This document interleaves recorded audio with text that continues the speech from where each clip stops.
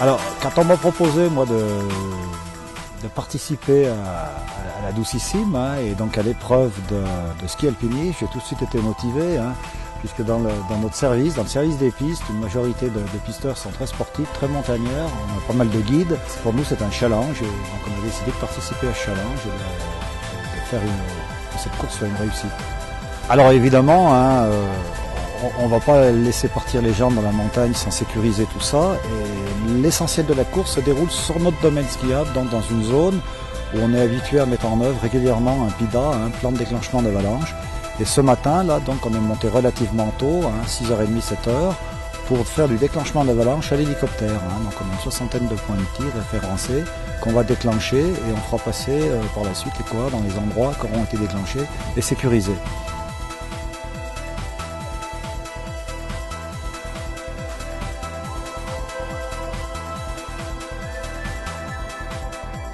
Alors Valmorel, c'est le premier domaine skiable de Tarentaise, situé au pied du Cheval Noir et sur le col de la Madeleine.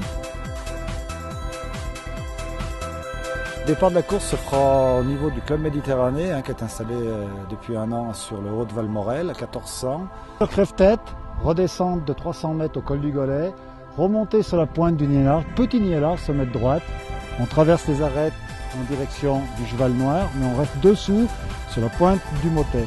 Le Motet, on descend dans les parties en ombre, juste en bas au fond du Morel, là-bas le vallon du Morel, pour remonter ensuite sommet de l'Altispaz, qui est un télésiège, donc on fait une arrivée en côte.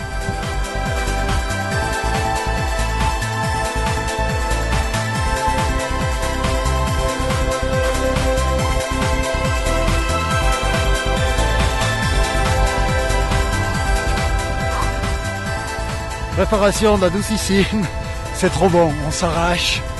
Venez tous, c'est dément, sommet de Crève-Tête, 360, panorama extraordinaire. Sommet peu connu, mais qui mérite le détour. Il y a un point qui est remarquable, c'est les Lausières. Donc, on est au pied du massif des Lausières, donc tous les randonneurs connaissent les Lausières. Donc ce matin, on a la chance d'avoir le lever de soleil et puis un panorama exceptionnel. Et puis le dernier point, c'est le Cheval Noir qu'on a là-haut, qui est un sommet aussi remarquable, à 2800 mètres d'altitude, sur le haut du massif.